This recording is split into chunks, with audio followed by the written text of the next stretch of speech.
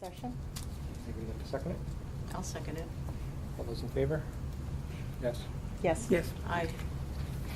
All those against? Okay.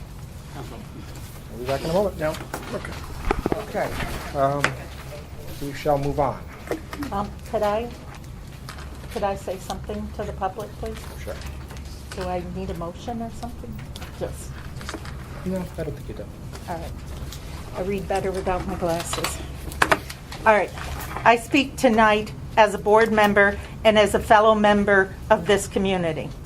I speak to let you know why I decided to run for the school board and what I have observed and experienced since then. For people who don't know me, my name is Packeray, so just so you put that in perspective. As a long-standing member of this community and a retired school administrator, I watched our school district become the center of media attention, and not all of it has been positive. As a person passionate about public education, I decided to run for the school board in the hope that I could be part of a new era where the focus of the board and the community would be on improved student outcomes and on fiscal responsibility. Last year, we hired a new superintendent. I was hopeful that we had turned a corner, but then a new undercurrent emerged. An anonymous letter was sent to the then board president. Accusations were made. Emails and letters were foiled and disclosed. I don't know how or why this started. However, according to rumors, it was sparked by my position on certain personnel matters and a pending tenure decision. If this is the case, the community needs to know that any discussion involving personnel matters and tenure only occur in executive session and are strictly confidential. What is said in executive session is confidential. All formal actions taken by the board must occur in public sessions and then are recorded. If there is a public concern about how I might ultimately vote on a personnel matter, I find it difficult to understand where or how these discussions and rumors began. And more importantly, whatever my opinion may be, I've shared it with no one. I stand before you this evening to urge everyone who has a complaint or a concern to let us know. We're the board. We were elected by the community to serve the community. Let us know. We really do read your emails and we respond to them. Rumors and innuendos serve no one's interest except perhaps those who seek to spread them. More importantly, they serve to undermine this community. They polarize neighbors and divert attention from the work a board is elected to do. I ask that the community stand together with me. I'm not standing, I'm sitting actually, but I ask you to stand together with me to focus our attention on the education of all of our children. That was what I was elected to do, and I remain committed to do that. I urge all of you in the community, as well as my fellow board members and the superintendent, to join me and fulfill our mission. I was, and we all were, elected to represent you, and tonight I seek your support in moving forward together to make this the best year for all children. Thank you. Okay. Thank you, Pat. Thank you, Pat.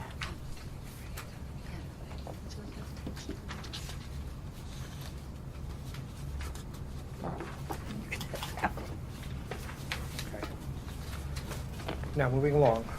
Item 1.3, approval of previous minutes. We have July 7th, 2016. Almost done. You want a second? Motion. Second. Second, yeah. Any discussion? Yes, I'd like to discuss the minutes. Okay. I noticed that this particular time that the minutes were in a very detailed discussion, and in the past, it had never been that way.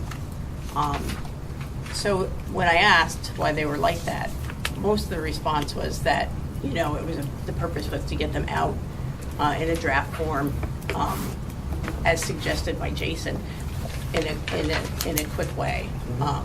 And I agree, the policy does read that the minutes shall constitute the official record of the proceedings of the board and shall be open to public inspection within 1 week of executive session and within 2 weeks of all other meetings. Minutes which have not been approved by the board within this time frame shall be marked draft. A draft of the minutes of each meeting shall be forwarded to each member of the board no later than the time the agenda for the next meeting to be disseminated.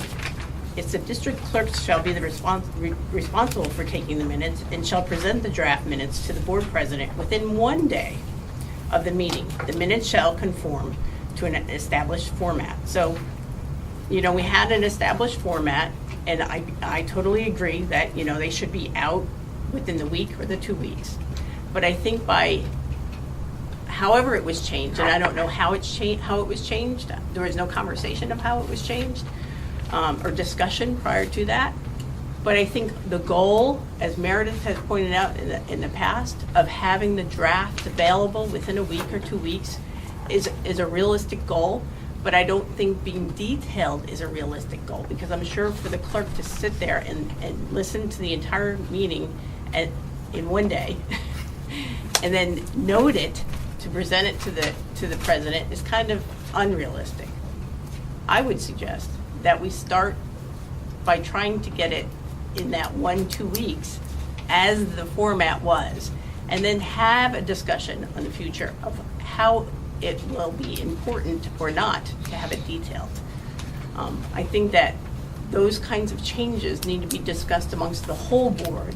I'm not quite sure how or with how it evolved, doesn't really matter, but moving forward it needs to do that. It needs to involve the whole board in a discussion, and it needs to, I think first attain the goal of having it out in 1 or 2 weeks so that we're complying with our own policy before we have it so detailed. It's actually not just policy, it's the law to have it out in that time frame. But I would also like to state, I sat on a committee back in 2013. Many of you out there were on this committee. Pat was also on it, Michelle Marte, Mary Lou, Receiver, Meredith Gavin, a bunch of people.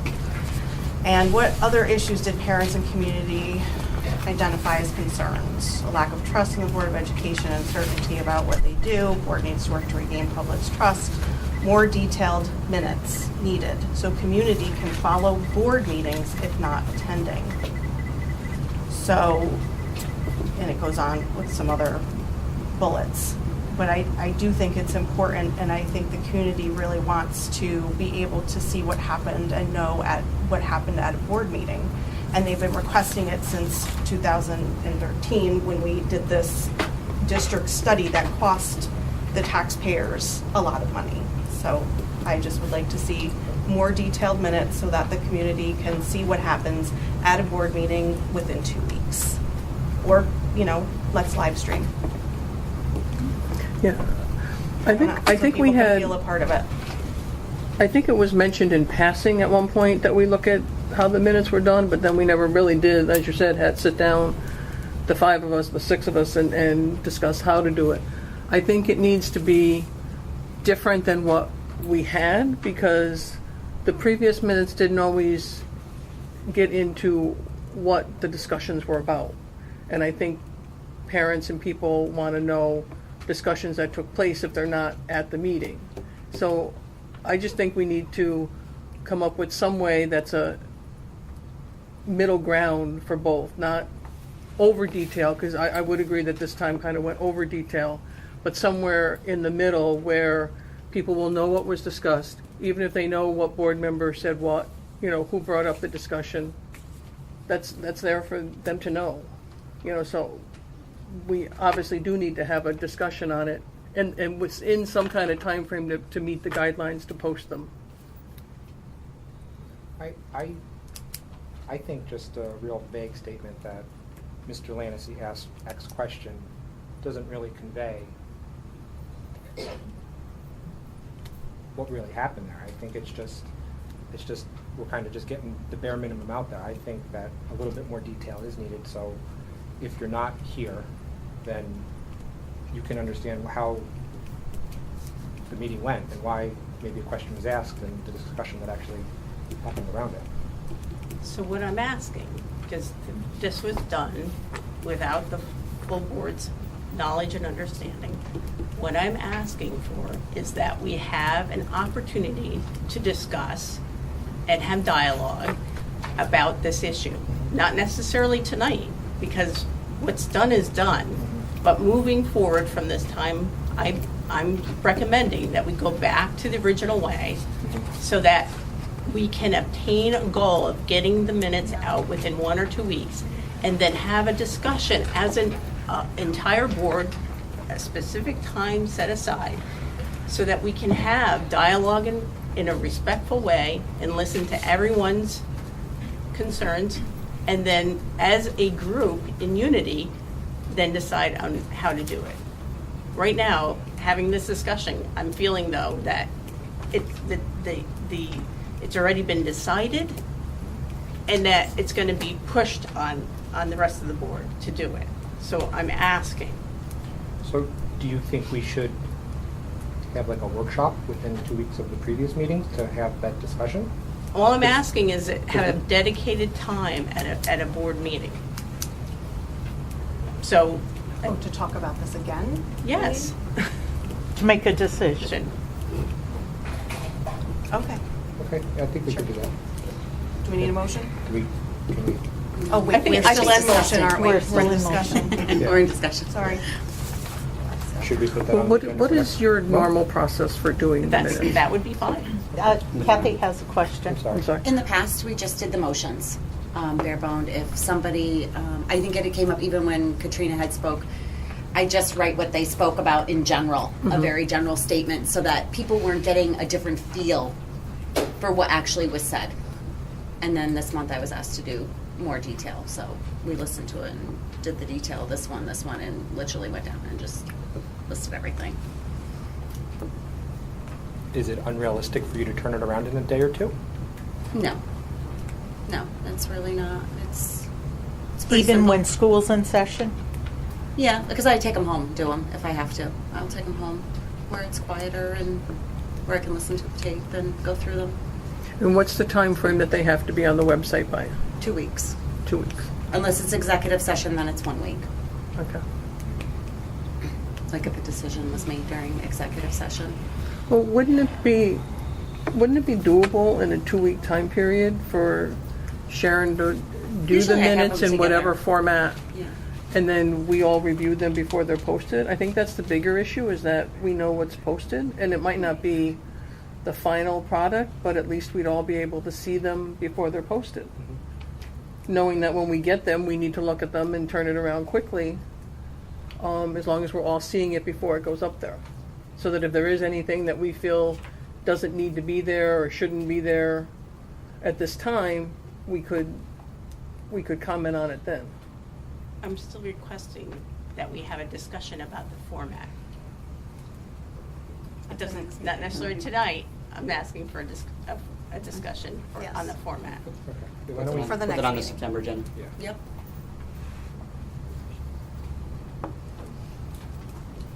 Does anybody have any other discussion about? So for this month, do we want detailed or do we want to go back to the old format? I already made a motion to approve. Right, I mean for this month going forward, for the minutes that I'll be Oh, taking for this evening. September. Here for today, August. Do we I want it guess both ways try to send and them out to us as quickly as possible. within a and week try to- detailed and then, Yeah. Yeah. is Why don't we that, do I think that we need to have a discussion about the format. So there wasn't a discussion about changing the format as a whole board, but it was changed, obviously by someone. So what I'm asking for is to have that discussion. So if we can. I think it was by May, and I did ask for it to be a little bit more detailed, just because I felt that's what the community had been asking for, like Darcy said, since 2013. But it was never discussed in the last Yeah. 3 years. as a board. The only time it came up is I had asked, and this is before, it was just maybe Pat was on the board and Andy, I'd asked why the comments were detailed, and Meredith explained it, why it was detailed. But that's the only other conversation I've ever had about minutes.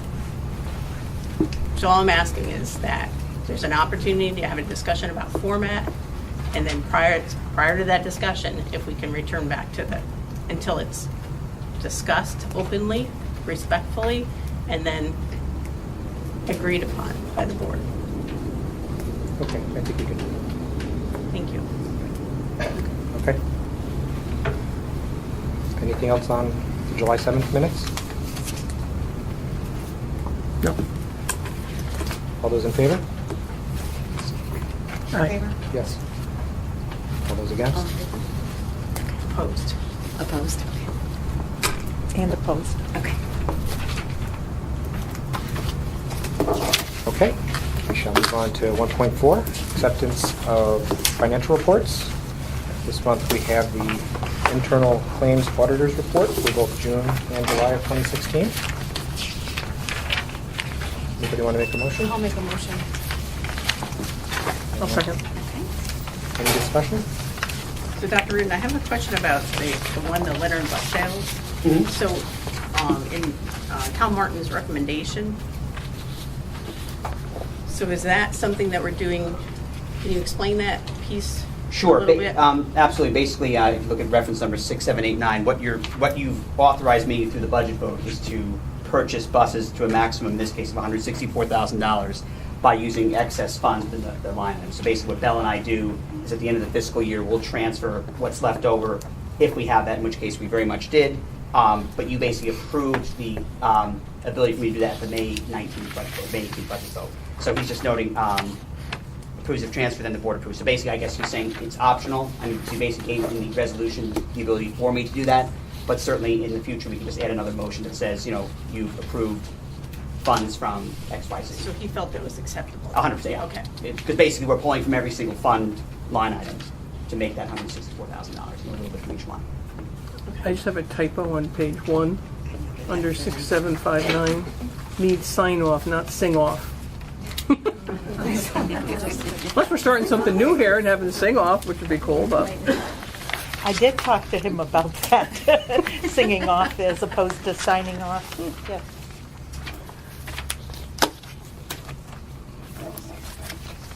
Any other discussion?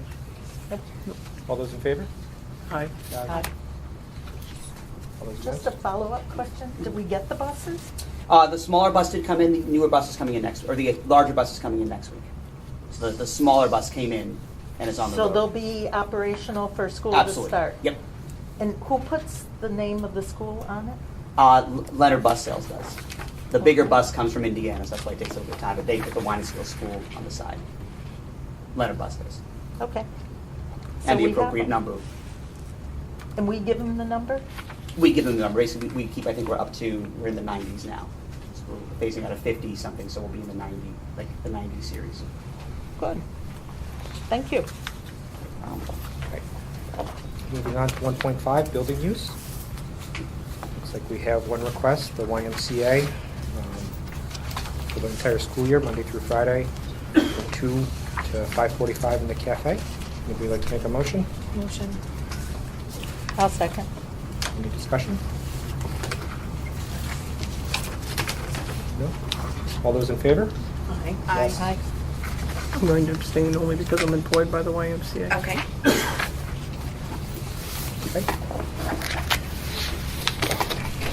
Moving on to 1.6, visitors and communication. Communications to the board, letter A. We had two. One from Eric Strang. He was, I guess I'll just read it. Hello, thank you for posting your latest Board of Ed meeting minutes. I'd like to formally place a request for scanned emails that were mentioned in the 4.0 old business, specifically the emails that were scanned by Dr. Reardon and sent to the district attorney. Please include any subsequent emails that were sent after the requested mentioned Board of Ed meeting meeting minutes, section 4.0. Please feel free to contact me with any questions. Eric Strang. And we had another from Amanda Rokier. Good afternoon. I hope this email finds you well. This email is to write to you about Dr. Reardon and Mary Yotis. Daily activities tend to get in the way to make me not available to stop in and write a recognition when it's needed. Myself and my children attended Gardner Dickinson our entire K-8 years. My children enjoy school, the teachers, the staff, the kids, and especially Tom and Mary. Many years ago when I attended, I don't recall ever actually having many conversations with the principal or superintendent until I became vice president. However, things have come a long way and evolved over the years. Mary and Tom make sure they are involved and talk to the kids. I'm willing to bet Mary knows more about things with these kids than their own parents. She is so involved and caring. Tom and Mary are always at functions, working way more hours than we would expect. Their tireless hours aren't for themselves, it's for the kids, our kids. They take countless hours away from their own families and miss events with their families to be part of our district family. It's refreshing knowing they are there at any moment to take a phone call, to respond to any email in a heartbeat. Our children spend more time at school, more waking hours with them than us. Having my children in that environment makes me feel at ease. Personally, I have watched difficult parents be disrespectful to Mary. She handles situations totally appropriate. Mary and Tom are exactly what the school district needs. They have compassion, they are reliable, and as a taxpaying resident of North Greenbush, I'm happy to have them. Like I said, that's from Amanda Rokier.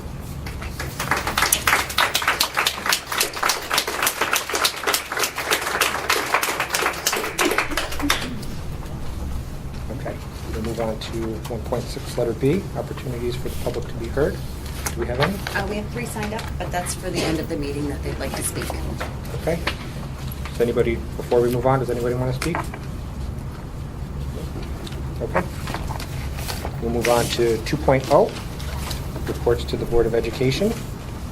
2.1, Board of Education reports and updates. Does anybody have any reports or updates they'd like to give? No? Okay. And just know we talked about the school board's conference in October, I believe it is. So it's a great opportunity for professional development for the board members themselves. So I hope that we take the opportunity to do that because they have it appears some really great topics this year that will be of good, great interest to us. So I look forward to that. Okay, good. Should we mention our retreat tomorrow morning? Oh, yes. Yes, we are having a retreat. We are going to have it at Siena College. What did you say?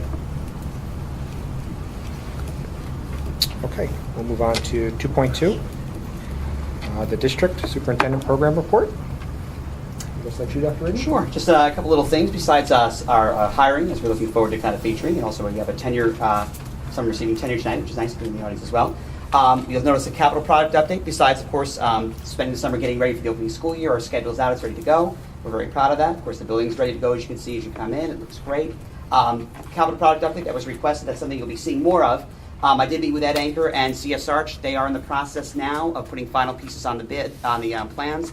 The goal is to put that out to bid probably in February or March with the idea of breaking ground in the summer, with the idea of them being opened and the final project, everything being worked through, the infrastructure pieces by the summer of 2018. So basically the fall of 2018 would be the start of our pre-K program, but the goal would be to break ground in the summer. The reason, of course, they want to put that out for bid in the spring is because they get a better cycle of people coming through with that. The contractors are more willing to, of course, bid competitively for that.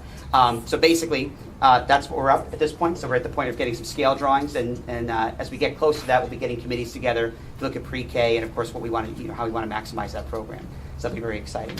Other than that, also, you'll notice our state data did come out. Again, as you've probably seen that. I highly recommend data.nicet.gov because it's a very user-friendly site for those families that do want to check that out. It is also on our homepage as well. But again, just to point out there, our ELA, we were 44% proficient. The state average was 38%, and Rensselaer County was 38%. And Math 3 through 8, we were 40% proficient. State average was 39%, and Rensselaer County was 41%. So we're kind of right in that kind of healthy part. 3 through 8 math is always an interesting piece because we have that 8th grade algebra piece that kind of pulls away sometimes from our students. As you know, our 8th grade students that take algebra do not take the 8th grade exam. So sometimes that skews numbers district-wide. That's not just unique to us. But again, that is something kind of unique. So we are using that data, and that will be part, of course, of our opening day festivities of our first 2 days, the 31st and the 1st. While your children are not with us, we will be, of course, spending that looking at some data, and of course, getting ready instructionally for the school year. Will we get a presentation as well? Yes, once we actually process that, of course, with the fall NWA data, that will be something we'll kind of combine together, yes. Anything else for Dr. Reardon? Questions? No? Okay. Move on to 2.3, the principal's report. I know Mary's on vacation. Did she give you any? Oh, I tried to condense those, actually, so that was good. Okay. So Yep. we worked together on those, so that was good. Okay, we'll move on to 2.4, PTO update. I know it's summer. I don't know that PTO has a lot going on. I didn't see anything in the packet. There's a social, back to school social yes, that's right, on there is. August 30th. 30th, Help me, yes. what time? 6 to 8. Tuesday, 6 to 8? 16? Yeah, Tuesday. PTO. We're going to be on the treasurer for the PTO. We're going to be looking for some input from parents on some purchasing some stuff for the school. So we're going to send out some notices and maybe some surveys of some equipment, maybe to make the back by the 6th, 7th, and 8th grade look nice, and the hangout place, some benches, basketball hoops, whatever, and maybe some stuff for up top. So look forward to that as the fall comes in. Thank you. Okay, we'll move on to 3.0, appointments and authorizations. Looks like we're going to try to do a consent agenda for 3.1 to 3.17. Does anybody want to break any of those apart? I just have a question on 3.2, so I don't know if you need to break it apart. Why don't we do that then? We'll break, Dr. Reardon thinks we should break apart 3.1 and 3. You're suggesting 3.2, so we'll break those two off. We'll do 3.3 through 3.17 as consent. Does that sound good to everybody? Yeah, I'm not going to explain this again. Okay. Yeah. Okay, so we'll start with 3.1. Be it resolved that pursuant to the recommendation of the superintendent of schools, the following be appointed to tenure to the position to which they have served the required probationary period as specified below. It's Kelly Potler. The tenure area is remedial reading and elementary education, and her commencement of tenure appointment shall begin 12/5/2016, and she shall be permanent. Would you like to make a motion? Motion. I'll second. Oh, I'm sorry, I'll second. Discussion? And so Kelly's in the audience right here. Yeah. Second row. Yeah. Go ahead, please. Can I just say something? Hi, everybody. I'm Kelly Potler, for those of you who don't know me. I just wanted to say thank you to Tom and Mary for your guidance and support in welcoming me into the Gardner Dickinson community. You guys have been great, and I'm truly honored to work under your leadership. You and Mary make a wonderful team. My colleagues, you guys are fabulous. I've learned from each and every one of you, so thank you so much. And board, thank you for having faith in me and for valuing me as an asset to the Gardner Dickinson community. I appreciate it so much, and I'm so happy to be here. And to the families, thank you for choosing Gardner Dickinson. I know that it's a choice, and thank you for all that you do for our community, and thank you for giving us your children. We love them, and it definitely brightens my day. Thank you, everyone.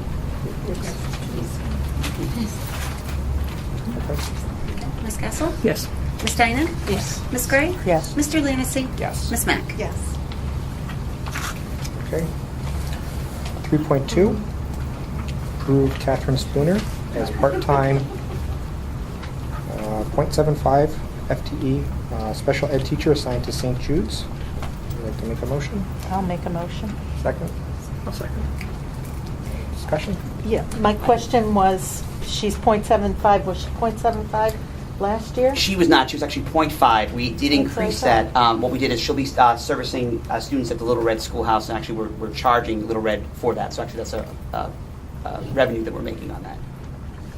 Or should I say revenue we're pulling in for that. So basically, Little Red did contact us and say they needed 0.25 support rather than hiring out a 0.25 teacher. That was something that was positive for Catherine. So we basically invoiced Little Red for the 0.25 salary and benefits for Catherine Spooner.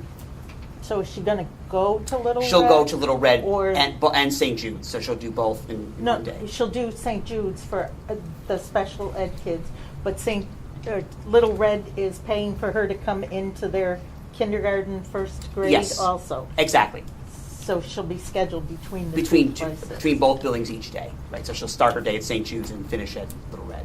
Do we need to approve a contract? No, because you've authorized me because basically we're increasing her FTE status. So we're just invoicing Little Red. For No, I understand that, but do we need to approve a contract with Little Red for us to be providing that service? You do not, because basically we have the same standing contract as we do for specials. We kind of have that reciprocal. We Okay. provide special area services. That is, art, library, things like that. So the contract's not necessary. Okay, So- I just didn't understand if the special ed population in St. Jude's increased, or, because I knew she was only 0.5 last year. Right. So So this works out that we were able to kind of this helped Catherine, and also it helped the Little Red as well, not having to hire out. Should we indicate that So should it there say as well? and Little Red? And that would make it more clear, Yes, you could certainly. or for the minutes? Okay.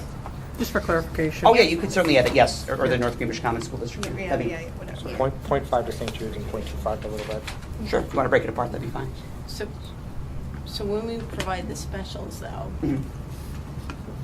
so is there a contract when they, because I didn't even think about it until you mentioned it. So is there a contract between us and Little Red for that service, I guess?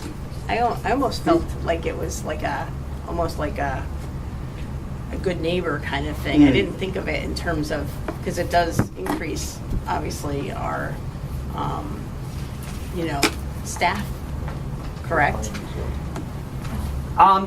Yes, we're able to do it without additional staff. Okay. That wouldn't So do increase we our own charge staff. them for We it? do charge them, actually. We Okay. do charge them, we kind of break it down per class. So it's kind of been a standing contract, and actually, if you recall, I might have shared this kind of in an email communication last year. I did break it down and analyze that last year. The hourly rate, I believe, they're paying us $50 per class. Okay, you had that discussion with physical education, I think. Yes. Yes. I had used that as kind of one of our pieces Yeah. to see if that was still a competitive rate. They pay us basically $50 per class.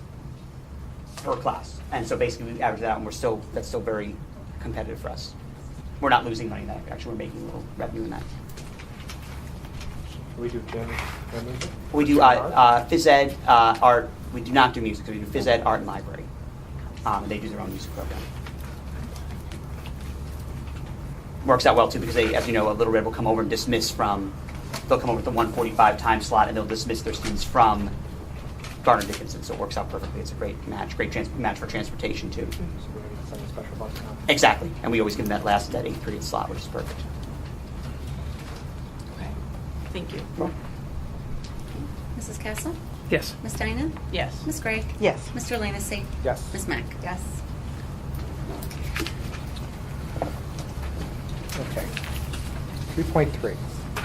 Approve Brenda Alderman as recess aide, 2.25 hours a day, effective September 1.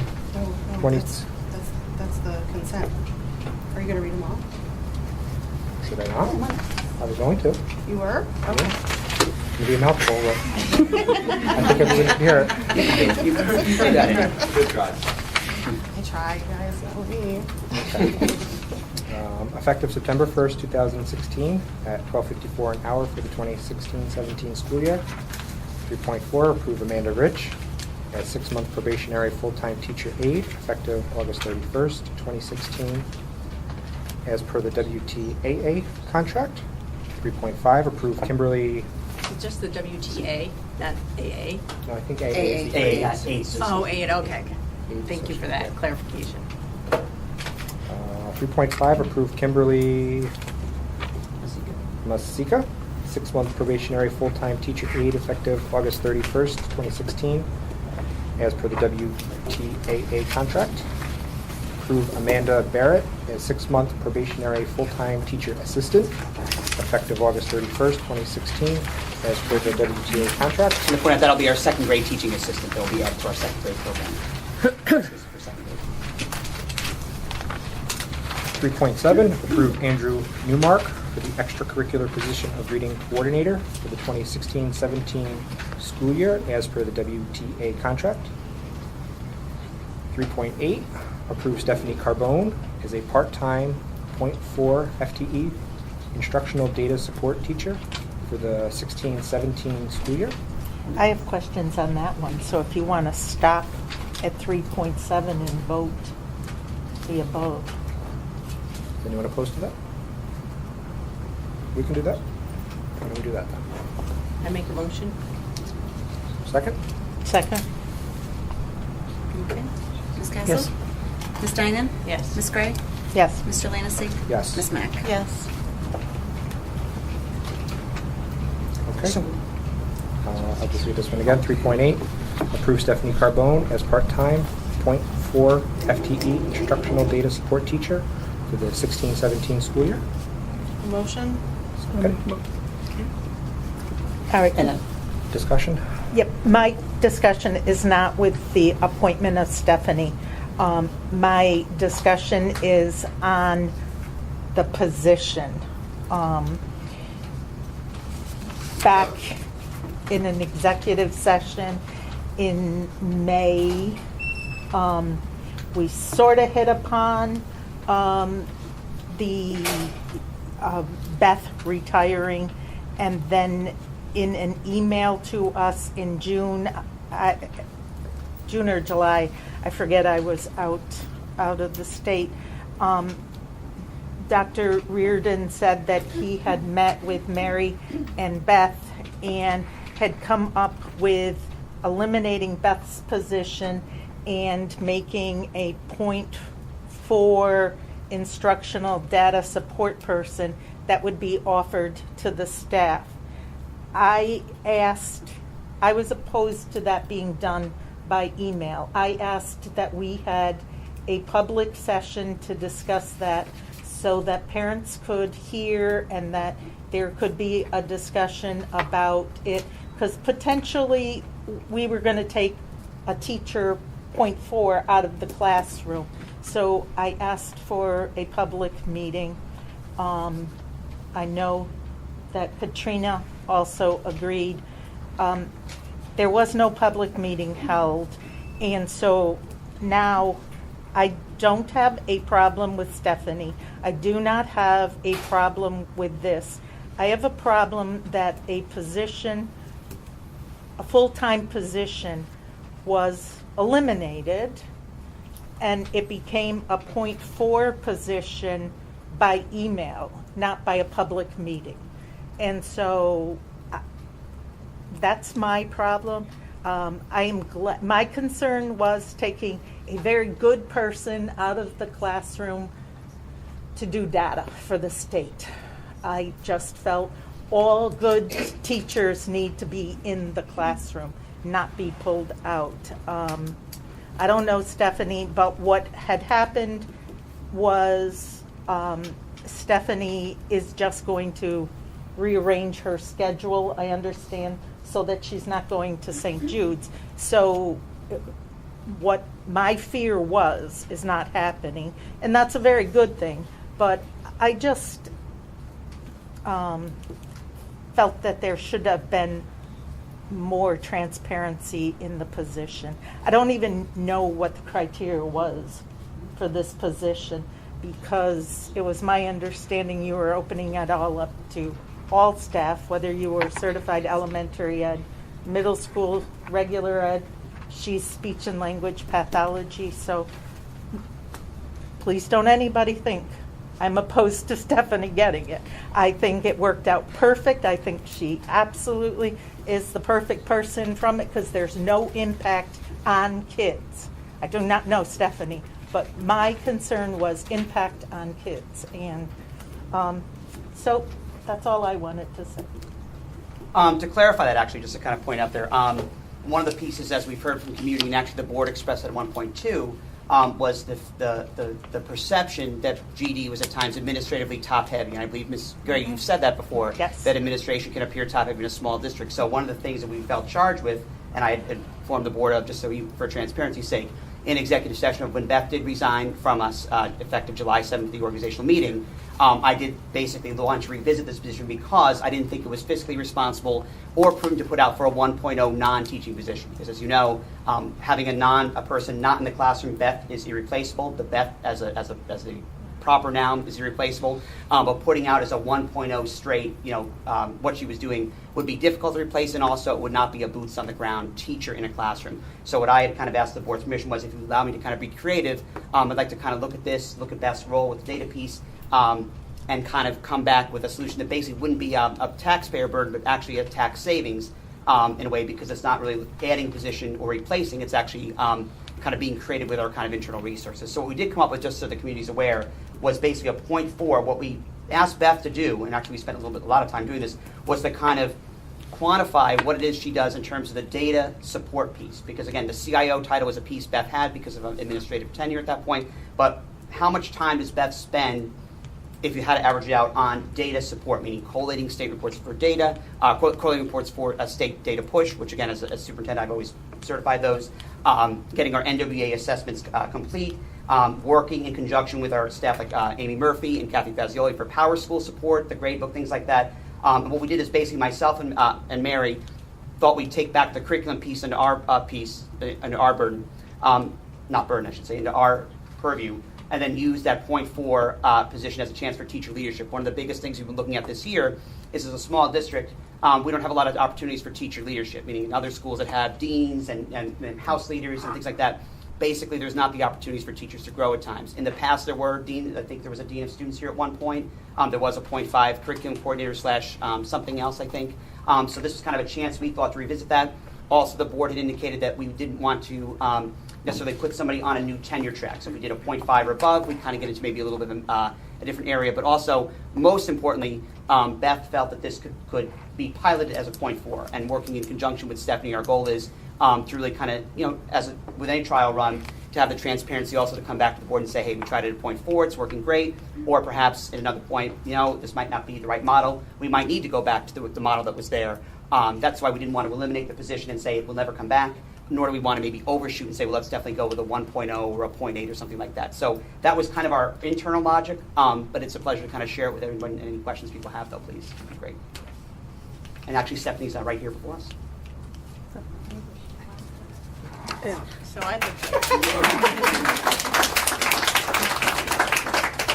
I just want to address, as far as not having a meeting, to me, obviously it's summer and it was a crazy time, but that to me is also a personnel decision, which is within your right to do that. And you explained it thoroughly to us as to how you were going to handle that. And I think it worked out perfectly. As you said, there's not a lot of opportunities in a small school district for folks to change around and have professional development, or not development, but to move on and do something different. And the fact that it's turned out to be Stephanie, which, nice to meet you, seeing that she's not going to be affecting the kids at all. It's not going to be losing services to the kids. It's just going to be giving her something additional to what she's currently doing. I think it worked out perfectly. If it came down to where we may have had a look to hire somebody outside, then it may have been a different discussion. But with the way Dr. Reardon explained it to us, and within his preview of doing his job, that's why I felt this was the right model to go with. And it wasn't something for us to really need a discussion And also, on. thank you, Kathy. Like anything else, if we have to come back, that's the hope with the transparency piece, because it is a pilot piece, and I think we need to do more piloting in districts like this. We need to do more things that are different rather than just replacing with the same kind of model. The beauty of this is that if we have to come back and revisit this, similar to what we did each year, if you recall, we appointed Beth each year to this position, or into her position, or this position in itself was always a yearly appointment. So obviously, at the end of the school year or going into next year, if we had to revisit this or look at it differently, either the person or the amount of FTE, we certainly would. That's the beauty of kind of piloting something, and so we appreciate your support. I just want to say that I appreciated that it's now an instructional data support teacher, because when you originally talked about it, it was a coordinator position. And I'm thrilled to have Stephanie fill this position, because I think there's three things about Stephanie that she's perfect for this. Is I think that she's respected amongst all the staff. I think that through the thick and thin of everything, that you've always acted professional. I appreciate that.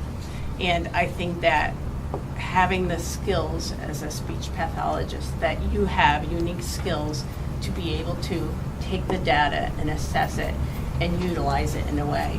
My hope is that you're empowered, meaning that your voice is heard and that you're valued for that, because I really believe that you're the right person for it.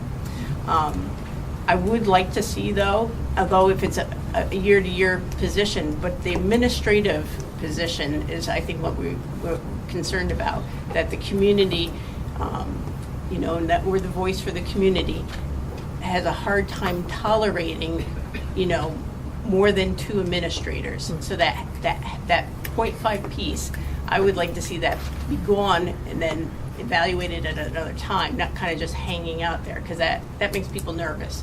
So that's the only issue that I have with the, but if it's an annual, a year to year, and it's gone, so be it's gone. Right, and it would be an, so yeah, definitely. But congratulations, Stephanie. I mean, this is wonderful. You didn't vote. You didn't vote for that. Anything else? Nope. Yes. Okay. Did we motion? We Yeah. did. Yeah. Yeah. Mrs. Can we do the Steinem? rest of these Yes. separately, because then I have a question on 315. Mrs. Gray? Yes. Mr. Lanisi? Yes. Mrs. Mack? Yes. You want to do all of them separate? Now we can clap.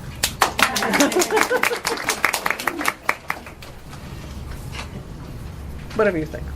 I just have I a don't- question on 3.15. 3.15, we can pull that one out when we get there. I mean, they're short, it wouldn't take long to do them all. So. Yeah. 3.9, approve to abolish 1.0 FTE physical education teacher. 3.10, approve Lori Albright as a part-time .67 FTE physical education teacher at step 10 as per the WTA contract. 3.11, approve the resignation of Amanda Zareski, teacher aide, effective August 25th, 2016. 3.12, approve the resignation of Ellen Moak, elementary teacher, effective August 17th, 2016. 3.13, approve Lindy Sanger for a 4-year probationary term as a full-time elementary education teacher, effective August 31st, 2016, at step 12 as per the WTA contract. 3.14, approval of substitutes. There's quite the list there, I'm not going to read all of them. And that's it, because you wanted to do 3.15. I'll motion. Second? Second. And point out, Lindy is in the audience, actually, right over here. Lindy's, hello. Welcome, Lindy, to our kindergarten family. Welcome. And actually, Lindy will be a part of the back-to-school social as well, to be available for families, and a letter will be going out to families notifying them of their new teacher. Good. We will miss Mrs. Moak very much. Yes, we will. Yes. Thank you for saying And I totally appreciate the years of service that Ellen Moak has given the district. I mean, she's been a wonderful asset to us, and I appreciate the things about Mrs. Moak is really, truly her character. She's very kind and loving, and Very she nurturing. that brings that on to her own students. So, and her creativity as well. So, I wish her luck at Niskuna. I'm sure that they will value her, and so appreciate Ellen's service to us. So, thank you. Okay, Ms. Kessel? Yes. Ms. Steinem? Yes. Ms. Gray? Yes. Mr. Lanisi? yes. Ms. Mack? Yes. Okay, 3.15, approve and amend the district organizational chart effective August 31st, 2016. May I have a motion? Motion. Second. Discussion? Are there any changes from last year? No, just the point for data support. Correct. My Happy question was, Yep. and when I raised it, Dr. Reardon said it's been on there since last time we approved it, but it has PTO reporting to the Board of Education. Can anybody explain that to me? Because why would the PTO report to us? I mean, I know they provide a report each month at the meeting, but My recollection is because they collect funds, we have to have some oversight of that, because it's in the name of Wynantskill School District. And it wouldn't just be to the superintendent, it would be to us? You know what I'm saying? I do understand what you're saying, but you want to add anything? I was going to say, I think perhaps it might be a throwback, because I did check out a few other organizational charts, and I didn't see PTO as kind of over the piece, so it just might have been a throwback when perhaps the district did maybe manage at one point the funds, but now that it is, their funding and insurance is completely separate from us, so it would probably not be a problem to remove the PTO portion from that. Okay. I mean, is that We could- how it would be in other districts? I you know? checked 3 other districts. I didn't see it on there, so it just might be a. I just thought it was, Piece. like I said, as you said, it was there last year, but I must not have rang any bells with me, but this time it did for some reason. I didn't think about it until you'd mentioned it, so we could certainly take it off. Yeah. Can I amend the motion to Remove the PTO. remove You're on your own PTO.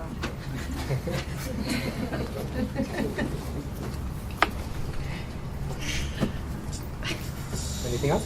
So we've amended the motion? Can you read back?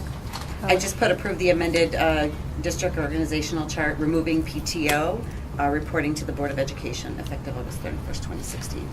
Thank you. Anything else? Okay, Ms. Castle? Yes. Ms. Dinan? Yes. Ms. Gray? Yes. Mr. Lancy? Yes. Ms. Mack?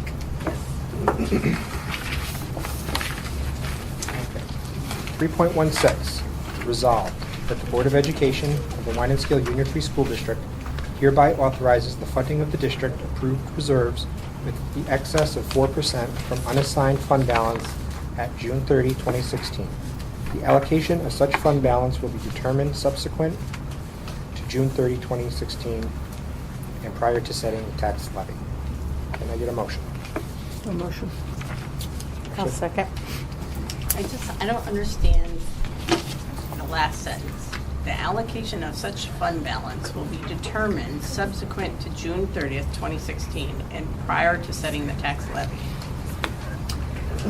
It's an interesting piece. We've used this again. Not to go back and throw up. We used the same motion last year. I'm not sure. I'm not Now sure that I quite. read it, It's a bizarre because we think about it subsequently, but it's not necessarily decided by June 30th. So. And prior to the setting of the tax levy, which would be tonight, right? Correct? The tax, no, the tax rate is set, tax levy was set. I Oh, think, okay, so the budget. The budget, right. Okay. It might just be very formal language, it's kind of standard. Mm-hmm. I can get back to you guys on that if you want, to see if there's a reason why that's there. It does seem a little clunky, but I just feel like we've used it for the past, Right. I'm curious. Okay. I was Yeah. just. No, it's good, it does raise a good point, though, this.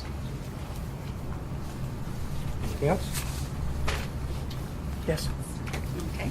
Ms. Castle? Ms. Dinan? Yes. Ms. Gray? Yes. Mr. Lancy? Yes. Ms. Mack? Yes. Okay, 3.17.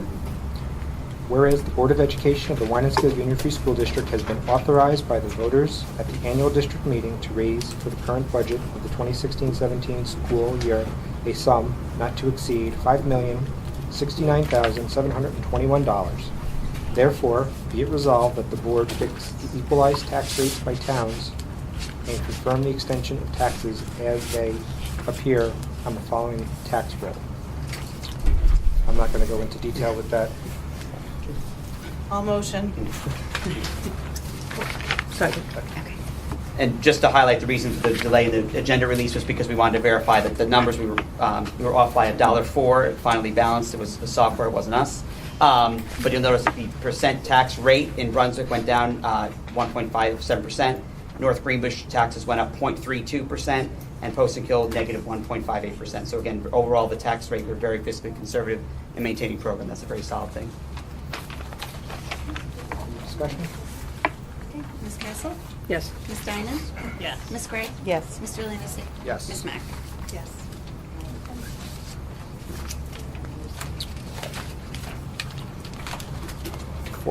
Old business. Doesn't look like we have any to discuss.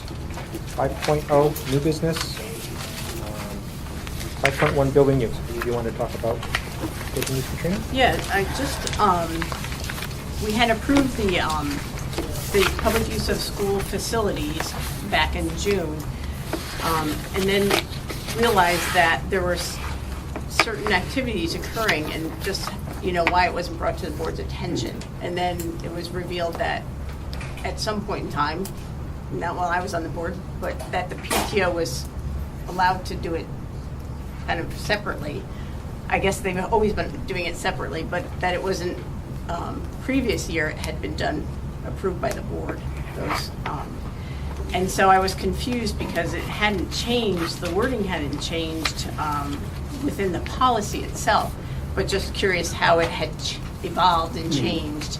And so, again, I think it's just one of those things that should be discussed prior to the change, just so that we're all on the same page and are aware. Because there were things that the PTO, then I'm going to assume that the PTO was sponsoring. And not that I have anything against those particular things, but just that there wasn't an awareness of the fact that the board wasn't aware that there were certain things that were going on with building use, because it wasn't being reported to the Board of Education. And I know that the committee had looked at the policy, but there really wasn't any change that impacted that. So that's why I was confused as to why the board wasn't aware of it.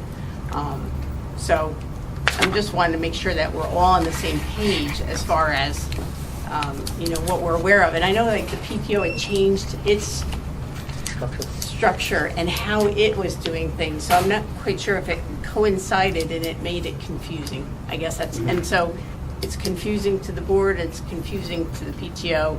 And so to get us all on the same page, just to have this discussion, and I don't know what the resolution is, but just so there's an awareness that the board isn't always aware.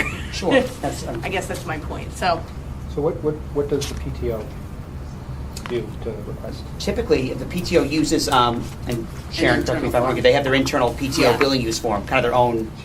And it form. gets signed by Mary, it gets signed by Tom, and then, but does the PTO itself, like, I would think, and I think of it in terms of liability. So, we're entrusted with the liability of the school district. So anything going on, obviously, is our liability. So is there an audit trail, let's say, an audit trail that says, here was presented to the PTO, whatever, activity, and the PTO then blessed it, either in their own minutes or whatever, and then it went to Dr. Reardon or the principal for approval, and then it stopped there, or does the board need to be aware of it? I guess that's my. PTO has their own insurance, so liability, which made me think of that. Well, I think ultimately, anyone that comes for a building use has to have their own insurance. I'm talking about liability, like it's on our property. So, you don't know if it's something that coincides with what the community agrees with, in a sense. I mean, there's different liabilities. So I'm just saying that you have to treat everyone the same. So according to the policy, I think there's 3 different groups. And I guess maybe that's, what it boils down to is, are we treating different groups differently? So you have class 1, that's a school group, class 2 community groups, class 3 private groups. Within the policy, everyone's treated equally in the sense of they have the same process. But yet, when it comes to the PTO, they're pulled out separately from the school groups, and they don't have to follow the same policy. That makes sense? Mm-hmm. So that's why I'm trying to get us all on the same page. Well, we didn't, in the past year when I was on, we didn't see activities. No, but prior to that, we did. I didn't realize it until, I know back in the day, many moons ago when I used to be on that side of the thing, we never brought stuff to the board. It was just, communicated obviously with the superintendent, but it was never stuff that we. Right, but in the previous years, it's been, we were doing it. I'm not saying that we have to. I just want to make sure we're all on the same page, and that the process is this. You know what I mean? If it helps, I think perhaps, and again, I know this past year. Do you remember the last? Sharon, we looked it up. The last time. it was well over a year ago. So it was in somewhere in the piece. Perhaps some of the logic was that it was PTO and also we weren't collecting a fee. I'm just trying to guess maybe the logic, maybe because it didn't involve a fee. It was It's a good internal, conversation to have, because also one of the questions, and Pat and Kathy can probably verify this too, that we did actually ask NISBA in general, was outside the policy is here, was does the board have to approve building use, does it have to come to the board in general, or can the superintendent or administration sign off and say, okay, the calendar's free, it's a class 3, it's X number of dollars per hour times this equals this, and then the response from NISBA was actually, it really is at the district's discretion. By law, the district does not have to approve building use. Sometimes some districts elect to actually save that, so in case we had a dispute, like in case we wanted to say, well, I think it's a class 2, or I think it's a class 3, they're arguing they're a class 2, let's let the board decide. It kind of leaves another stopgap to kind of say, well, we brought it to the board, and they feel you're in the $25 range versus the 10 that you're recommending as a person, as the individual group. So it's kind of up to the board. I know globally speaking from the NISBA standpoint, I don't think the board has to approve building use. I know it was asked by the committee. But again, that's the policy, obviously, is different But classes. it's not a change within the policy. That's my. Right. I didn't see a change in the policy, and so therefore, in looking at the policy, all the groups are treated the same, and even within the groups are treated the same. So that's why it was just it was confusing, and then not to be aware of it. You know what I mean? Right. So I'm not quite sure whether we need to take a look at that just to make sure that there's a process for awareness and that. So are you asking to pull back we voted on the policy in June. Are you asking to pull back that vote and have the policy committee No, look at it again? I'm perfectly Or- fine with the policy. Okay. It's Well, how I'm trying to understand where you're going. Or do you want a regulation? Like we have the policy, now we need some regulations of how, like more steps about So administration how of the policy. to. Well, if Maybe you're not sure. PTO has their own form that they, They do. PTO has an internal form that they fill out, and then Mary signs it, Tom signs it. And So- usually they come to me first and ask me if the date is available on the calendar. so what if it's something that we just see for informational purposes? Just so it's not something that we need to approve, but just something that we get a copy of it in our packets Yeah, for I mean, informational purposes, that's what just I'm so we saying. know. We didn't have any knowledge that, it just kind of like dropped off. So that's what I'm saying. There needs to be some kind of mechanism just so that we're aware. I can put an information packet monthly in the packets. Or PTO, we can easily. Yeah, that they requested the use of the building, that's all. I can do that. We'll just copy the. Yeah, We'll just copy the form- yeah, we'll forms just use that, and yeah. include them That's in an the easy one to packets. add. Perfect. Let them know what's going on. Sounds good. Well, cool. Is that agreeable with everyone else? Whatever, a list. Copy of the List form. with dates. Keep the forms, yeah. Okay. Yeah. Copy the form. Okay, we'll move on to 6.0. 6.1, we're going to have our public hearing on the veterans tax exemption on September 15, 2016 at 6:30. Thank you. 6.2, our next regular Board of Ed meeting is scheduled for September 15, 2016, immediately following the hearing at 7 p.m. And 6.3, opportunity for the public to be heard. First on our list is Amy Keenan. Thank you so much. I just want to thank you for letting me speak. I unfortunately am going to bring up something that I'm sure we all know about our community and our staff and the board. Pat, you read your letter earlier, and it is in regards to that. I was able to listen to the audio from the minutes, and I foiled the emails. And I have to be honest, when I foiled those emails, I thought I was just going to get a few emails. And I got so many emails that I ran out of paper. And I was shocked at what I saw. And I'm probably going to run out of time, unfortunately. But I just want to say, in those emails, there are things that are written in there. But what I was really shocked about is that none of the other board members are CC'd in those emails to the superintendent. Only one other board member. So I'm just really curious as to how this is going to be handled, because it's unethical and it's not okay. And there are employees talked about in the emails, other board members' children, which is completely unethical. And in your letter, you stated that you don't talk about tenure, and in the emails, you talk about tenure of not giving tenure to someone. I know that for a fact. It's in the emails. So that was a lie. And I'm sorry, I don't generally want to be rude, but it is. And as I read the emails, which I believe started in November and went all the way to May, they continually bombard our superintendent. And I kind of feel like they almost bully him to a point, which I think is unfair and not okay. And I feel like, we need to stand up and say, we've already been under a cloud of difficulty at times here, and we are trying to move forward. That's what we need to do, not go backwards. And the other board member who was CC'd in these emails, it's not okay.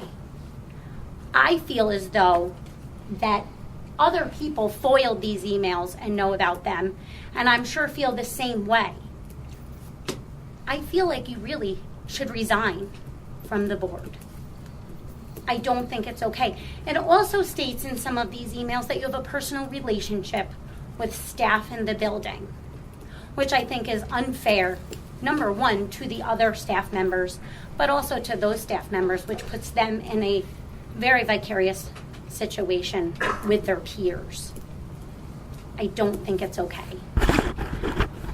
I have my children here. I don't want to see this happen to our school again.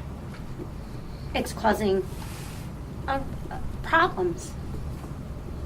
Thank you. Amy? Do you want to reply? No. We don't reply. She was talking directly to you. I just want to make sure you get it. Next up is Becky Lettieri. I don't want to repeat the things that Amy said, so you can hear me. But I too read all of those emails, and I would just like to say that it doesn't matter whether the parents in our community went to college, graduated high school and only have their GED, are CEOs of their own company, nurses, doctors, school teachers, the lunch lady, or the checkout lady at Hannaford. We have rights to know some of the information that was spoken about in those emails, and we also, doesn't make us stupid if we're the checkout person at Hannaford. And I was personally insulted by some of the undertones that we are parents and that we are stupid and we shouldn't know these things. We don't know how to interpret data. Some of the data that was interpreted in some of those emails, I don't agree with that way that it was interpreted. So does that make me stupid? Does that make the person writing them stupid? I don't know, but I don't like that undertone. You're elected on the board to represent me as a taxpayer, as an educated person, uneducated person, and I think it's awful that you're assuming that we're not smart enough to figure it out. Okay. Thank you, Becky. Next up is Michelle Marte. I'll see you sitting here. I do better with a Michelle. podium, but I'm happy to. I just want to speak on behalf of parents everywhere in the world, except Niskayuna, obviously, when I say that I am very sad to hear about the resignation of Ellen Moak. I learned a lot from Ellen from our time that she spent with the school. One of the biggest things I learned from Ellen is about rules and the importance of clear and consistent rules. One of my favorite rules that I learned from Ellen was rule number 2 was to keep hands, feet, and objects to yourself. And I learned this the first time I went to kindergarten. I think it was for a Halloween party, and all the kids were very excited and very kinetic and touching each other, and Ellen said, rule number 2, and they all stopped. And I was like, what was that? And they all know, you keep your hands, feet, and objects to yourself. My son just graduated from 8th grade this year, and I asked him the other day, what was Mrs. Moak's rule number 2? He said, keep hands, feet, and objects to yourself. He remembers, so the rules are important, clear, consistent rules, and I think one of my favorite rules that that I've learned from my work in the mental health field is a rule that I would love our school district to adopt, the board to adopt, and it's taught to us by our consumers: nothing about us without us. One of the things that we've talked about over the years since all the difficulties we've had is the need for transparency in this school district. Nothing about us without us. And the things that, I don't know what's going on, there's a very weird vibe that's happening in the room. It's very tense. I don't like it. And I too have read some of the things that have been said. I don't like it. And I just need us all to think at all times, am I following rule number 1, nothing about us without us? If I'm going to email a board member about board business and I'm not CCing the entire board on this email, am I following the rule, nothing about us without us? If I'm talking about staff and things that they need to do differently and I'm not including staff in those decisions, am I following that rule, nothing about us without us? If I'm talking about parents and what we have to do and what's going to affect our kids, and I'm not including parents in those decisions, am I following that rule of nothing about us without us? Being a board member is a thankless job. It's a very difficult job. We appreciate that you're all doing it. Being a superintendent and administrator is a very difficult job. You're doing an amazing job with our school district, and we thank you.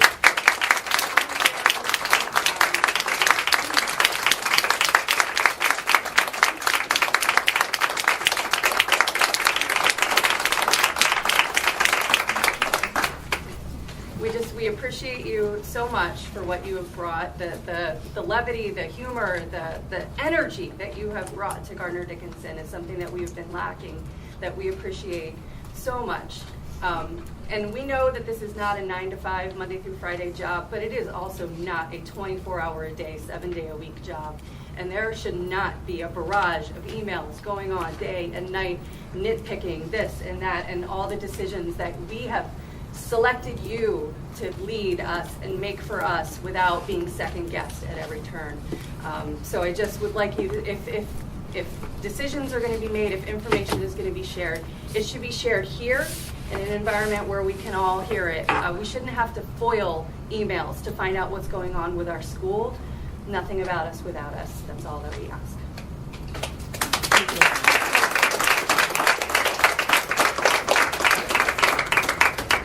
Thank you, Michelle. Next, I believe it's Meredith Gavin. So I too read the emails, and one of the things that I take great personal insult to is Little Red, and Little Red being discussed and not attending. And I've put my heart into this school.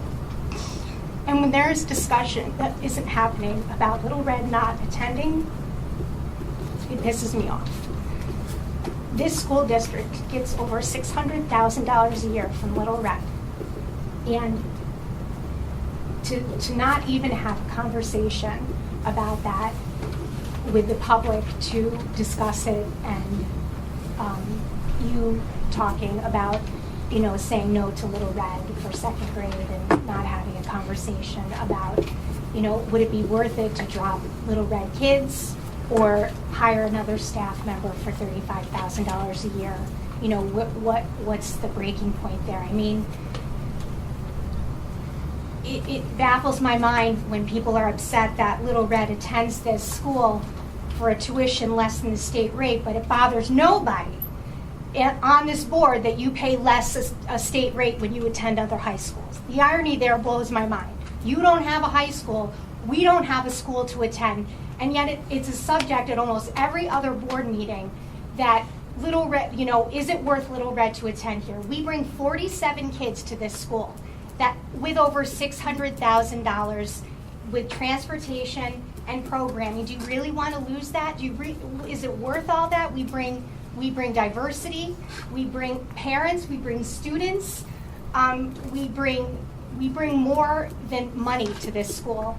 And when things like this aren't included with transparency, and I think it's very unfair that things were talked about, is homework club worth it? These all need to be discussed openly so we can all hear what's being said, and I'm upset that you allowed it to happen and you didn't put a kibosh on it. because you were copied on many So of if the you're going to emails. direct it to me, Meredith, and I have great respect for you. I'm Absolutely, I'm great directing respect it for you. at everybody, and I'm directing this at you because it wasn't stopped from what I saw in all the emails from November to May. But I did defer it back and say to the superintendent, do you think that all the board should be aware of this? But I have to say this, I'm not paid, I volunteered to do this. Oh, I was I know. elected to do this. Dr. Reardon is the superintendent. He's the leader. He's paid. Did you once see an opportunity that Dr. Reardon said to Pat, please stop? Did you see Dr. Reardon say to Pat, please, can you bring this to everyone's attention? I was not aware of Dr. Reardon telling Pat to stop at all, or for Dr. Reardon to tell Pat to put it out to everyone else. You'll see in those emails that I did redirect it back and say, shouldn't the whole board be aware of this? It is true. No. It is true. No, it's not. It is true. I did not see in any single one of those emails where you did Well, not. there is an email that does redirect it. Maybe you don't have it all. I see where at one point other board members redirected emails back, but not you. When I say redirect, Can we meaning, point out that in the organizational chart, the superintendent, although he is a paid employee, reports to the board. Right, So you're so- asking, did the superintendent tell his boss? I'm saying that we're Please all. stop doing this. We're all. You We're all did not. mature. We're all mature adults. just The wanna sad say- thing is, let's step back for a minute, okay? The sad thing is, I've been through this before with Colleen Fennell on that side of it, and then I've been on a board that worked effectively. This board here is dysfunctional, very dysfunctional. I can tell you that I continue to promote for effectiveness, to work together as a team. But you're not seeing the whole picture. You're only seeing a piece of it that was brought to you. Okay. So that's. I'm willing to listen to you, but I I'm don't open, see this where. is what I'm saying is, Mhm. I'm open to having dialogue, as is Pat is open to having dialogue, respectful dialogue, where there's differences of opinion, instead of just coming out here, boom, boom, boom, boom, rubber stamp. We want to have a dialogue to bring transparency, but you see how difficult it is at times to have the dialogue, to get the dialogue started. A lot of it's occurring behind the scenes. We're trying to bring it forward. Frankly, if you would really, I see dialogue and good dialogue, and then I see go back, and I see a pushback from you and Pat, to be honest with you. I'm It's going not- to it's say not- what I see It's at not- this point. It's not pushback. It's trying to have a dialogue to have a better understanding. Micromanaging the person you pay to do his job. Let him do his job. Yes. Thank you. And I still am going to say, I saw nowhere where you said, in all of these emails, where you tried to do. read, no. Yeah, I'm telling you, Okay. I wrote the emails. But I can say this to you, that I will not be a part of a Board of Education that will not work together. I can tell you that. And from this point moving forward, if within the next month that this board refuses to work together, then I don't want to be a part of it. Because I only want to be a part of a board that wants to work together. I think that they do want to work together. I think that it, That's all I'm saying. Would you like to respond? I'm speechless. I think this is a very, I'm almost at that start where to go. You know, I'm not sure. I mean, you can obviously sense there is tension amongst us, and that doesn't have to be that way, and that's not what I signed on for either. And I came here because I thought you all wanted me to be here, and I've said it, I don't want to be any place that I'm not wanted. And if I need to go, no, we want you here. I also, like Katrina, would like to be a part of a functional board, but it's not hard to make it functional. And what makes me frustrated as a leader of your district is that there's 5 people on this board in a 300-something kid district, and it should not be this way. And it saddens me because I've let you down as a superintendent. No. Because I did. Katrina is right. Perhaps I should have replied all on those emails. I guess I just thought I didn't want to embarrass people by saying, hey, this is what was said, or cause what's basically happened is the tension you're seeing right now in the room. You're seeing people not talking, people not saying hello, suddenly people not liking things on Twitter, something not pushing things out. It's been very obvious the tension of people. I take full responsibility if I caused that by not bringing that forward earlier, and by superintendent, I let you guys down. But I will say, as a district, you deserve better and a better piece, and if I need to be the piece that leaves, I'm happy to do it. But I feel like it's me, because obviously you were fine before I got here. And if the emails show, I will take responsibility for that. I should have done those pieces, but I didn't know what to do. I was a new person, and I took those pieces. But also, this is a very, I'll say this line, and I mean this from the bottom of my heart. I love it here. I'd do anything. But every hour I'm spending not working with kids or working on program is an hour that you've wasted your money as a taxpayer. So I just will say that again, that you pay me a lot of money. I mean, you could pay me more. Every hour I spend, handling an email or going through a piece is an hour I'm not with students, and it makes that mission statement worthless. You were married, you're doing your job. But if you don't want me to do it this way, I'm happy not to. I'm just throwing out there. And I want us to be a functional board, but I think that has to be everybody's functioning on a compromise piece and a way, though. I think it's easy to say, it's easy to point to a mission statement, but we have to live it. And I will say, I don't feel like I've lived it because I feel like I've been living a lie and living pieces and that's my fault. So I will say that's my fault. If you resign because of this, I promise you, there is going to be a lot of stuff that happens in this district. And it's going to be sad because you came in this district and you helped our kids.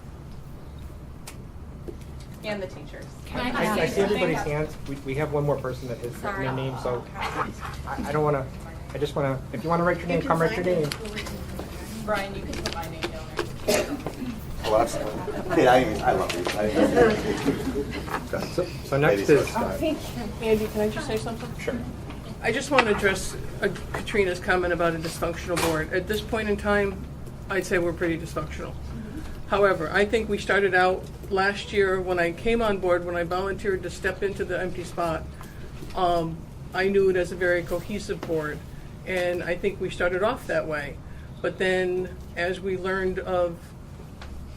I learned of things that were happening and we all weren't being copied on things, we all weren't knowing communications that were going on with the superintendent, that's when things began to fail.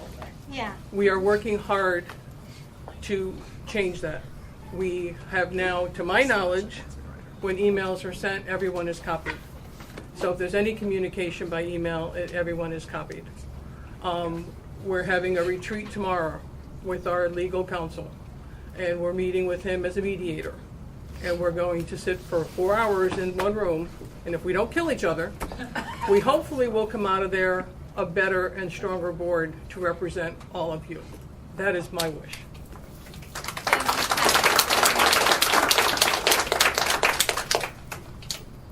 Up next, Danielle Montagna.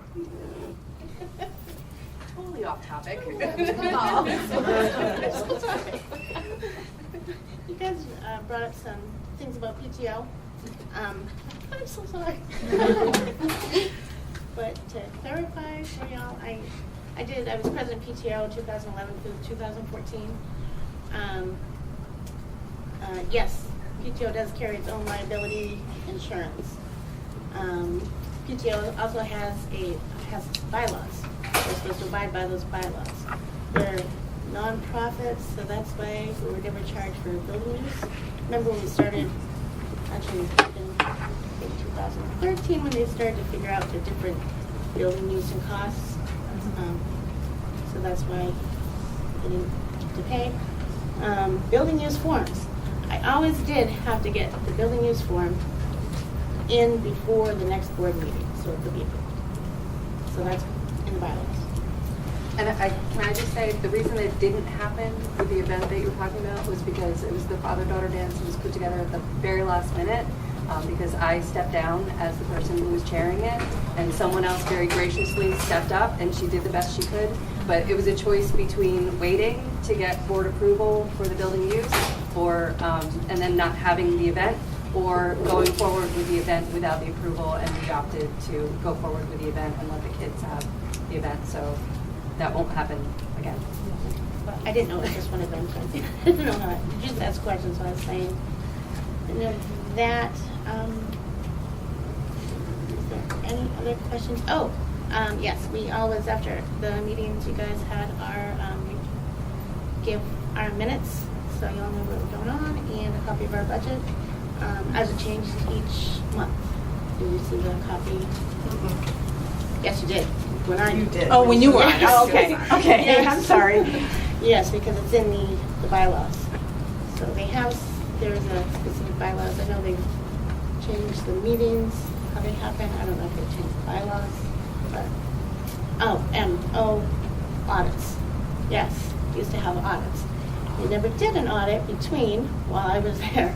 I think the last audit was done in the end of 2011 school year, like just before I took it off. I'd asked about it a couple of times, but didn't get to it, and it wasn't done. So, and that was done through the board, maybe, and. I don't remember. But yeah, we used to do both. So that's it.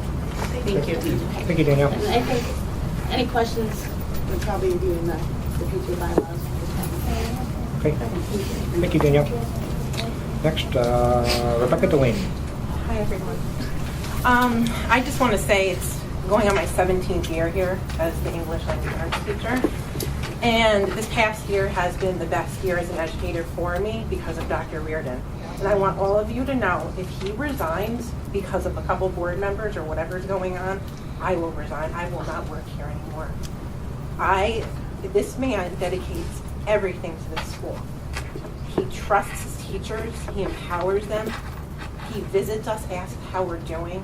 This has never happened since I've been here. It is a joy and a pleasure to pull up that hill every day and park my car and know, wow, what a great place to work. So I am disgusted to hear about all this tonight. And I'm sure all my other faculty friends feel the same way. It is not fair to hear something like this tonight, to know that this man who would do anything for any of us in this room is being treated this way.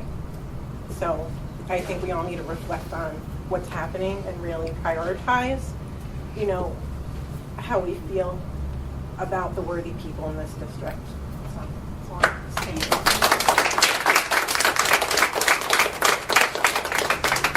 Thank you, Rebecca. Brian Law. She's worried. I wasn't really going to say anything until I listened to you read your letter. And that's great, I respect that. But in the whole letter, I didn't once hear you take any blame for anything you've done in those emails. You didn't apologize, you didn't say a word. You basically tried to back yourself out of a corner because you knew what you were going to come into tonight. That's how I feel.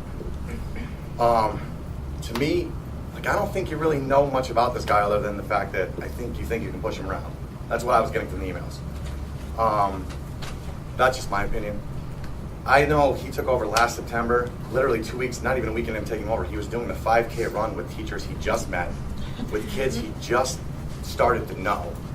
I can tell you, if it wasn't for him, some of your teachers here, Mr. Lutz, I have the biggest pain in the ass on the world who's now gone.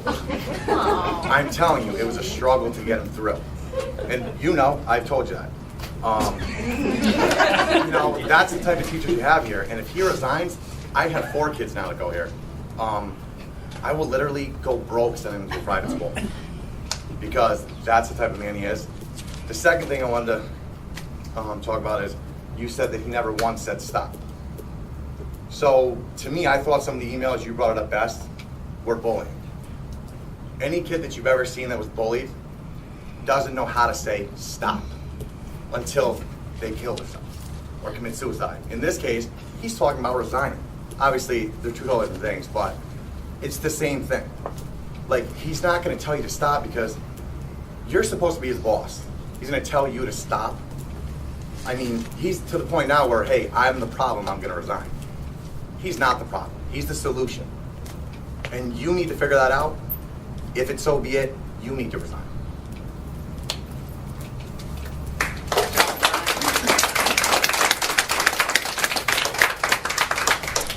Thank you, Brian. Up next, Kate Cronin. All right, this is going to be off the cuff, so bear with me. I don't usually speak at board meetings. I can tell you the 5 times that I've spoke. I've taught here for 14 years. Andrew and I went to school here. It's a pleasure to teach here. A few points I just want to hit on under Dr. Reardon. It's been amazing. I think we're missing, and again, what Rebecca said, but I'm not going to restate it. I think we're missing the big point. We're going to start school in 2 weeks and we're supposed to be here for the kids. There wasn't one, that's what I think what our big picture is. I hope that you guys have a good retreat tomorrow, and really, this is gonna be really unprofessional. You have to get your shit together, because just like Rebecca, I know I will absolutely resign from my position as well if Dr. Reardon resigns. And I know as a board, you would not want to stand there and have the teachers stand there and say, I'll resign, I'll resign, I'll resign. I guarantee you that you will have a large majority of your faculty resigning if he resigns. And I want you to think about that tonight when you go home, because I don't talk. You guys told us, come to us when there's an issue. We're telling you right now, Dr. Reardon and Mary are a great administration at school, and now I feel like you're not listening to us, that we're saying that they're great. Please listen to us. He does anything for the students and for us. Thank you. And parents. And parents. And parents. Thank you, Kate. Laura Haracek. Yeah, it's been a tough 2 weeks, and the emotions are a little rough. But, you know, from a teacher's perspective, when you get a bunch of strong personalities together, sometimes it's really hard to play nice because we have lots of leaders. We don't have a lot of people who want to follow or sit back and take a minute and listen, truly listen to what somebody else says. I admire each and every one of you because this is a thankless job, but we have some pretty strong personalities. And I think sometimes, as a teacher with a strong personality as well, I know sometimes it can be off-putting when you all sit in a room and you're trying to get your point across. I don't think there's a person here who doubts, thank you, that you don't have the best interests of our children, first and foremost. I truly believe that, or you wouldn't be here. There's not a person up there who doesn't want what's best for Gardner-Dickinson staff, Gardner-Dickinson teachers. We are fortunate to have Dr. Reardon in our building. I have to blow my nose, I'm sorry. We are so fortunate to have Dr. Reardon in our building. I can tell you that I've been here through some doozies, right? And it's been tough. And you listen to the teachers who say we can breathe and we are supported. We truly are. There isn't an email that isn't ended that said, I am here for you if you need my support. Now, he is a young, energetic, new to this position. This is his first superintendent's job. Is he an expert? Nope. But I have to tell you, he is pretty darn good. And he has his pulse on what is going on in this building because he's out there every day visiting his classes, his staff, asking about his kids. You can see him in the hallway and you go, what are you doing? He goes, I'm making my rounds.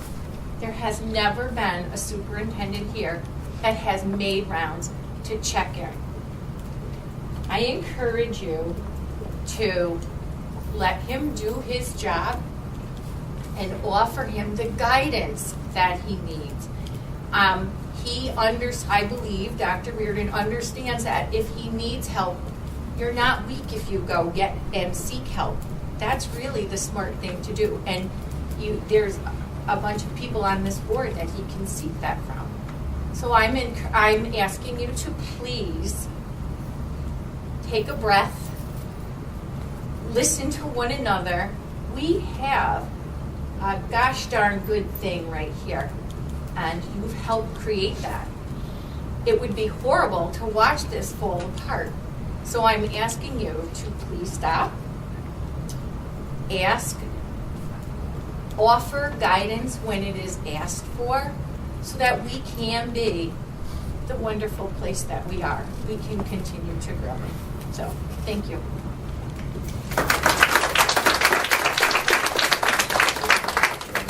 Thank you, Laura. That's everybody who was written down. Does anybody else want to say anything before we move on? Okay. Do we have any for executive that you know? Any other board member need to do another executive? No? Guess we don't need to return to open, so we'll move to 9.0, adjournment. I'd like to make a motion to adjourn. Second. Aye. Aye. Aye.